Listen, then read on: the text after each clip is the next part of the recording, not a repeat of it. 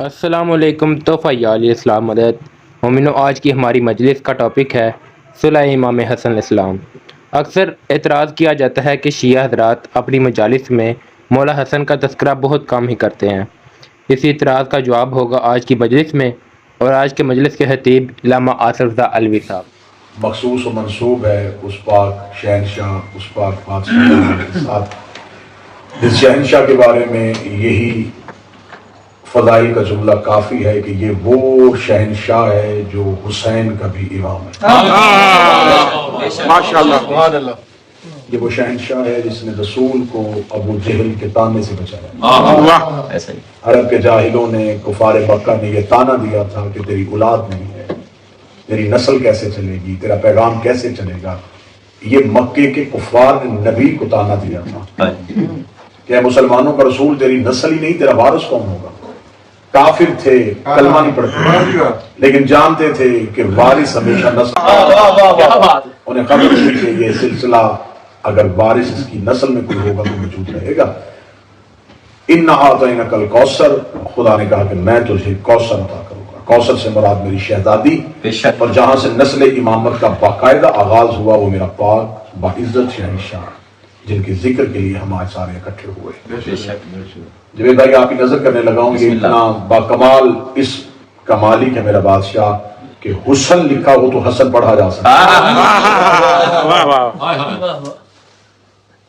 حسن کو چھوٹا کیا جائے تو حسین بنتا ہے، اور حسین کو بہتر کیا جائے تو حسن بنتا ہے۔ کیا کہتے؟ اعتراض ہے کہ شیعہ نے محمد و آل محمد اپنی مجالس میں مولا امیر المومنین کا تذکرہ کرتے ہیں، سرکار کریم کربلا کا تذکرہ کرتے ہیں، اس شہنشاہ کا تذکرہ کم ہوتا ہے۔ تو میں کوشش کروں گا کہ آج کی مکمل مجلس فضائل اور مسائل کے حوالے سے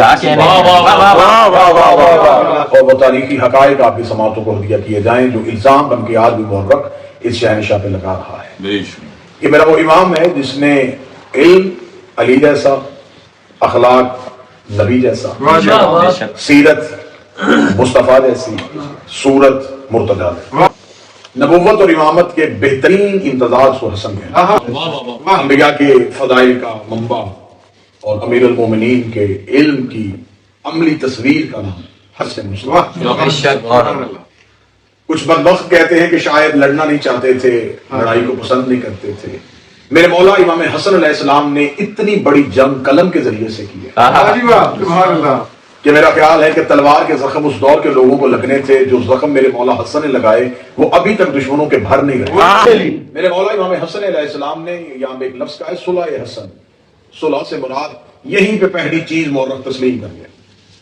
آج بالخصوص ملک پاکستان میں یہ شور برپا ہے کہ ہم شاید بنی امیہ کی عزت کروائیں۔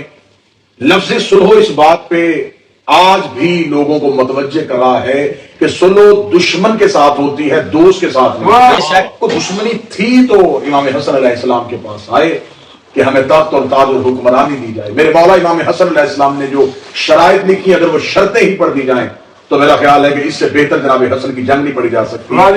جناب مولا امام حسن کے پاس آ کے جب کہا گیا کہ ہم تخت اور تاج چاہتے ہیں، ہمیں صرف حکومت چاہیے، آپ بتائیں کہ ہم کیا کریں تو آپ ہماری حکومت کو ہمیں کرنے دیں گے۔ مولا امام حسن علیہ السلام نے پہلی شرط لکھی کہ آج کے بعد تم قرآن اور سنت پہ عمل کرو گے۔ آج کے بعد تم قرآن اور سنت پہ عمل کرو گے۔ یہ شرط نہیں تھی، یہ گلے کا پھندا تھا بے شک، جس میں ملوکیت کو جکڑ دیا، جس میں کیا کہنے؟ واہ واہ واہ۔ اگر وہ قرآن اور سنت پہ عمل کرتے ہوتے تو وہ کہہ دیتے کہ اس شرط کو لکھنے کی ضرورت کیا۔ شرط تسلیم کر کے انہوں نے ثابت کر دیا کہ ہمارے اعمال قرآن اور سنت کے مطابق نہیں۔ کیا کہنے؟ جب کا قرآن اور سنت پہ عمل کرے گا تو فوراً دوسری شرط ادھر سے آئی۔ ایک شرط ہم نے مانی ہے، ایک آپ ہی مانے۔ مولا حسن نے کہا کون سی شرط؟ اگر صرف قرآن اور سنت پہ عمل نہیں ہوگا، سیرت شیخین پہ بھی عمل ہوگا۔ مولا امام حسن نے کہا میں لکھوں گا اور یہ تاریخ کا حصہ بن جائے گی۔ انہوں نے کہا ہاں ہم لکھوا رہے ہیں۔ مولا امام حسن نے کہا دیکھ لو، تم لکھوا رہے ہو کہ قرآن اور سنت کے علاوہ کسی کی سیرت پہ بھی عمل کیا جائے گا۔ انہوں نے کہا ہم لکھوا رہے ہیں تو آپ لکھتے کیوں نہیں؟ میرے مولا امام حسن علیہ السلام نے مسکرا کے کہا تم نے یہ شرط علیحدہ لکھوا کے ثابت کر دیا ہے کہ ان کے اعمال قرآن اور سنت کے مطابق نہیں تھے، تو علیحدہ سے شرط لکھوانے کی ضرورت کیا؟ تیسرا امام حسن علیہ السلام نے شرط لکھی کہ آج کے بعد کوئی کرائے کا خطیب میرے باب علی کو نہیں بھونگے۔ آج کے بعد کوئی بھی جمعہ کے خطبے کو میرے باپ علی کے خلاف استعمال نہیں کرے۔ شروع سے یہ روش جاری ہے دشمنان آل محمد میں۔ یہ اکثر خطبوں کو صرف علی کے خلاف استعمال کرتے. آج بھی کسی جمعے کے خطبے سے اگر علی کے خلاف آواز اٹھے تو سمجھ لینا یہ کس کا ماننے والا. آج بھی بہت سے خطبات جمعہ کا موضوع صرف اور صرف علی کی دشمنی ہوتا. کوئی بھی میرے بابا علی کے خلاف بات نہیں کرے گا. اٹھاؤ یہ تخت اور یہ تاج، یہ میرے باپ کی عزت کا صدقہ. میرے مولا امام حسن علیہ السلام نے مشروط کر کے، توجہ فرمائیے، مشروط کر کے حکومت ان کے حوالے کی، مشروط کر کے حکومت حوالے کی. اگلے دن دربار میں بیعت ہونے لگی. جب بیعت ہونے کے لیے صبح سے لے کے شام تک دربار بھرا رہا، بیعت کرواتا رہا حاکم شام. شام کے وقت امام حسن علیہ السلام کو بلوایا کہ تاکہ میں بتاؤں کہ میں نے کتنے لوگوں سے بیعت کروائی. امام حسن کے آنے سے پہلے اس نے، یہ ہسٹری کا واقعہ، اس کو کوئی بھی اس کو رد نہیں کر سکتا، چند لوگوں کو اس بات میں آمادہ کیا کہ جب حسن دربار میں آگے کھڑے ہو جائیں گے تو تم لوگوں نے کھڑے ہو کے اٹھ کے میرے آباء و اجداد کے قصیدے پڑھنے. دربار میں لوگوں کو وہاں بلوایا گیا اور انہیں کہا گیا کہ جب امام حسن آ کے نشست میں بیٹھ جائیں تو تم نے کھڑے ہونا ہے. پہلے تو نے یہ قصیدہ پڑھنا ہے، پھر تو نے میرے دادا کے یہ فضائل پڑھنے ہیں، تو نے میرے باپ کے یہ فضائل پڑھنے. جب ان لوگوں کو بٹھا دیا گیا، یوں ہی امام حسن علیہ السلام دربار میں، امام حسن علیہ السلام کے دربار میں آنا تھا. وہ جو لوگ اکٹھے کیے تھے وہ اٹھ کے کھڑے ہوئے اور 7 لوگوں نے آنکھ میں شام کے قصیدے پڑھنے شروع کیے. جب 7 لوگ مسلسل اس کے قصیدے پڑھتے رہے، امام حسن مسکراتے رہے. جب ان کے قصیدے ختم ہو گئے، کیونکہ رٹے ہوئے قصیدے تھے، جب ختم ہو گئے تو اب متوجہ ہو کے کہنے لگا، ہاں حسن اب بتائیے کہ کیا یہ لوگ جو میری تعریف کر رہے ہیں یہ غلط ہے؟ امام حسن علیہ السلام مسکرائے اور پہلا جملہ سنیے، پہلا لفظ سنیے گا، دیکھیے گا لفظ میں جلال کتنا. امام حسن مسکرا کہتے اتر اس لکڑیوں کے ڈھیر سے نیچے. ممبر کا لفظ امام حسن نے استعمال کیا، ممبر کا لفظ استعمال کیا، اتر لکڑیوں کے ڈھیر سے نیچے. تو کیا سمجھتا ہے کہ تو نے حسن کو دربار میں بلا کے اپنے آباء و اجداد کی فضیلت بنوا کے ہمارے آباء و اجداد کی فضیلت کو ختم کر دیا؟ یہ کہنے کے بعد امام حسن کے چہرے پہ علی والا جلال آیا. امام حسن ایسے جلال میں آ کے بولے جیسے حیدر کرار کا خیبر میں روکتا، جیسے حیدر کرار کا خندق میں روکتا. میرے مولا امام حسن حاکم شام کی آنکھوں میں آنکھ ڈال کے کہنے لگے، آدم سے لے کے اپنے باپ علی تک، حوا سے لے کے اپنی ماں سیدہ زہرا تک، تو جس کا چاہے، میں کردار بھی پڑھتا ہوں، میں شجرا بھی پڑھتا ہوں. اگر تجھ میں جرت ہے اپنے دربار کے کسی بندے کے کان میں اپنی ماں کا کردار پڑھا. امام حسن علیہ السلام دربار میں ایسے بولے، دربار میں خاموشی طاری. دربار میں خاموشی طاری ہونے کے بعد امام حسن علیہ السلام نے کہا، اب تو نے اپنے آباء و اجداد کا قصیدہ پڑھا، اب میں اپنے باپ دادا کا پڑھا. یہ کہنے کے بعد امام حسن مسکرائے، فرمایا میرا نام حسن ہے اور پورا عرب جانتا ہے کہ میں علی کا بیٹا ہوں، اور پورا عرب جانتا ہے کہ وہ ابو طالب کے بیٹے تھے. یہ کہنے کے بعد امام حسن نے کہا، موازنہ ہم سے کرتا ہے، مقابلہ ہم سے کرتا ہے، کیا تو نہیں جانتا کہ میرا باپ علی کون تھا؟ میرا باپ علی وہ تھا جسے عرش میں محمود کہا جاتا ہے، جسے عبد الصمد کہا جاتا ہے، جسے عرش میں عبد الرحیم کہا جاتا ہے، جسے ایلیا بھی کہا جاتا ہے، جسے شمتیہ بھی کہا جاتا ہے. یہ کہنے کے بعد میرے مولا حسن مسکرا کے کہنے لگے، تو ہم سے موازنہ کرتا ہے، کیا تو نہیں جانتا کہ آدم کی توبہ ہمارے ناموں کی وجہ سے سفینہ ہم نجات کے کشتی میں لے کے آئے تھے؟ کیا تو نہیں جانتا ہم نے نار نمرود کو ابراہیم کے لیے ٹھنڈا کر دیا تھا؟ یہ کہنے کے بعد کہا، میں اس علی کا بیٹا ہوں جو سرتاج العطا ہے، جو یعصوب الدین ہے، جو معجلین ہے، جو فاتح درین ہے، جو نقطہ بائے بسم اللہ ہے. میں کا بیٹا ہوں، میں فاتح خندق کا بیٹا ہوں، میں سلسبیل کا بیٹا ہوں، میں حیدر کا بیٹا ہوں، میں اللہ کا بیٹا ہوں. یہ کہنے کے بعد میرے مولا مسکرا کے کہنے لگے، میں استاد جبرائیل کا بیٹا ہوں، نبیوں کے مشکل کشا کا بیٹا ہوں. یہ کہتے گئے مولا حسن قدم بڑھاتے گئے، بڑھاتے میرے مولا حسن مسکرا کے گئے، میں اس کا بیٹا ہوں جو معراج کے پردے میں ادھر بولا تھا، اور میں اس کا بھی بیٹا ہوں جو معراج کے پردے میں کہنا تھا. دربار قطعاً ہم ایسا کبھی نہیں ہونے دیں گے کہ ہم امام حسن اور ایک کثیر تعداد اہل سنت علماء کی امام حسن کے مقابلے پہ آنے والی کی سیاست کو تسلیم نہیں کرتی. یہ سیاست اصل میں حسن کے خلاف استعمال کی گئی جو علی کے خلاف استعمال کی. بے شک آج بھی جید اہل سنت علماء اس سیاست کو تسلیم نہیں کرتے. کتابیں پڑھنے کی ضرورت نہیں، یوٹیوب میں جائیں، ان علماء کی ویڈیوز بھری ہوئی ہیں جنہوں نے اپنی کتابوں سے رد کیا ہے کہ اب حسن کے مقابلے پہ آگے حکومت کا دعویٰ کرنے والے کو تسلیم نہیں کرتے. بے شک کیونکہ اس کو تسلیم کیا جائے گا تو اس کے ہر کارنامے کو تسلیم کیا جائے گا. امام حسن علیہ السلام دربار میں بولے، دربار میں بولنے کے بعد میرے مولا امام حسن علیہ السلام دربار سے نکلنے لگے. دربار سے نکلنے کا وقت آیا تو حاکم نے آواز دیکھا، حسن رکیے، ذرا دیکھیے اسے کہ لوگوں نے میرے ہاتھ میں بیعت کی ہے، میں نے انہیں نوازا کتنا ہے، سونے اور چاندی کے ڈھیر لگا دیے میں نے. یہ کہنے کے بعد اس نے کہا کہ آپ بیعت نہیں بھی کرتے لیکن میں پھر بھی آپ کو دربار سے خالی نہیں جانے دوں گا. یہ کہنے کے بعد اس نے سپاہیوں سے اشارہ کیا، صبح سے لے کے شام تک جو لوگ میں تقسیم ہوا اس کا دگنا حسن کے قدموں پہ ڈھیر کر. امام حسن کے قدموں پہ سونے کے ڈھیر رکھے گئے. امام حسن علیہ السلام اس کی طرف مسکرا کر، یہ کس لیے؟ یہ دیکھنے لگا، اٹھائیے میں ہندا کا بیٹا ہوں. کہنا تھا مولا امام حسن علیہ السلام نے رخ مبارک کو پھیرا. رخ کا پھیرنا تھا. دربار کے دروازے پہ کھڑے ایک نوکر نے امام حسن کے چہرے کا جلال دیکھا.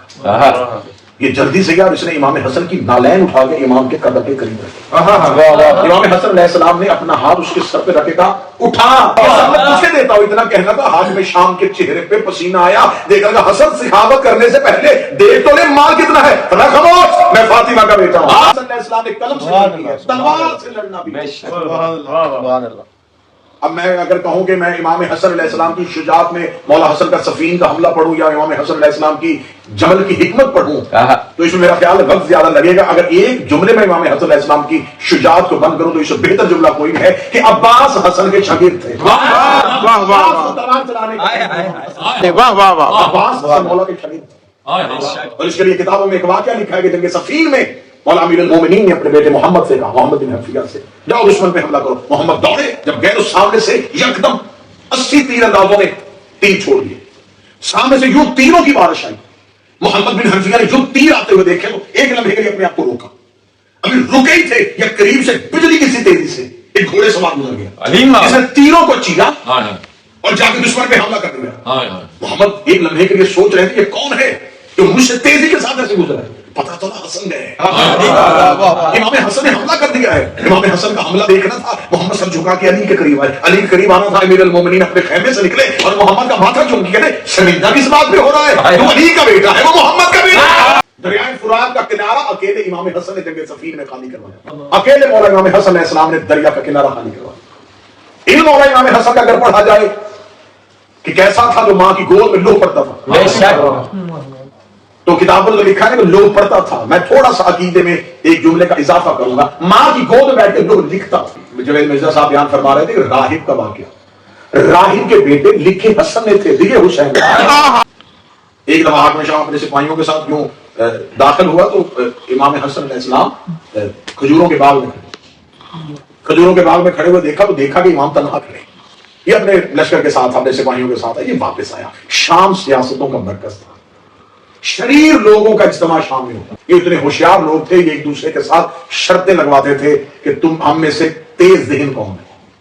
ایک دفعہ عمر بن عاص میں اور حاکم شام میں آپس میں بحث ہو گئی. وہ کہتا تھا میرا دماغ زیادہ تیز چلتا ہے, وہ کہتا میرا دماغ زیادہ تیز چلتا ہے. یہ ہسٹری کا واقعہ. بسم اللہ.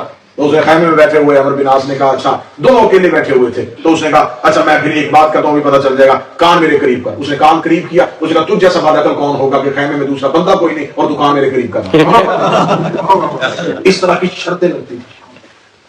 ایک کوئی علیحدہ مجلس ہو صرف شام کے حالات پڑھے جائیں کہ اس شام میں کس قدر سازشوں کا گھر بن گیا تھا اور کس قدر اسلام کے خلاف سازشیں ہو رہی تھی.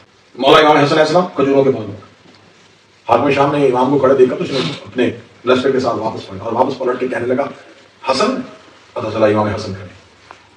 اسے دور سے واضح کہا ہے حسن ابن علی تیرا باپ علی سلونی کا دعویٰ کرتا تھا, تو بھی کرتا ہے. امام حسن کا جواب سنیے اور آپ کے چہروں کی رونق بتائے گی آپ نے جواب کو قبول کیا. امام حسن علیہ السلام مسکرا کے تجھے نہیں پتا ہمارے نام بدلتے ہیں دعوے نہیں بدلتے, تبدیل ہوتے ہیں دعوے تبدیل نہیں. اچھا تو بھی سلونی کا دعویٰ کرتا ہے. اگر تو سلونی کا دعویٰ کرتا ہے تو کیا تو مجھے بتا سکتا ہے کہ میں تجھ سے کوئی سوال کروں. امام حسن علیہ السلام نے کہا سوال. اور اہل علم بھائی صاحب جوید مرزا صاحب جاہل کے ہاں ایک علت یہ پائی جاتی ہے کہ صرف جواب میں جاہل نہیں ہوتا, سوال میں جاہل ہوتا. یہ نہیں کہ صرف جواب دینا نہیں آتا, یہ سوال اتنے بے تکے کرے گا کہ سوال سے جہالت کا اندازہ ہو جاتا. اب ایک پڑھا لکھا بندہ کسی ان پڑھ کو کہے کہ تو مجھ سے سوال کر تو وہ پہلے ذہن میں سوچے گا کہ اس کی کیلیبر کے مطابق اس سے سوال. اب امام حسن جس سے کہے کہ سوال کر, اب وہ کیا سوال کرے. میں دریا کی حدیں پوچھوں, زمین کی حدیں پوچھوں, آسمان کے رستے پوچھوں, یہ تو سب جانتا ہے. ایک لمحے کے لیے سوچتا کہنے لگا کہ اب سوال وہ کرنا ہے جس کا جواب خود کو بھی پتا ہو. کوئی سوال کیا جاتا ہے جس کے جواب کو خود بھی اندازہ ہو تاکہ بعد میں بتا سکے کہ آپ کا جواب صحیح ہے یا غلط ہے. اب اس کو کوئی سوال یاد نہیں آ رہا کہ میں کیا ایسا پوچھوں جو مجھے بھی پتا ہو. امام حسن علیہ السلام کے بہت مناظر ہیں. ایک جگہ پہ امام حسن علیہ السلام سے مناظرہ کرتے ہوئے انہوں نے سوال کیا تھا.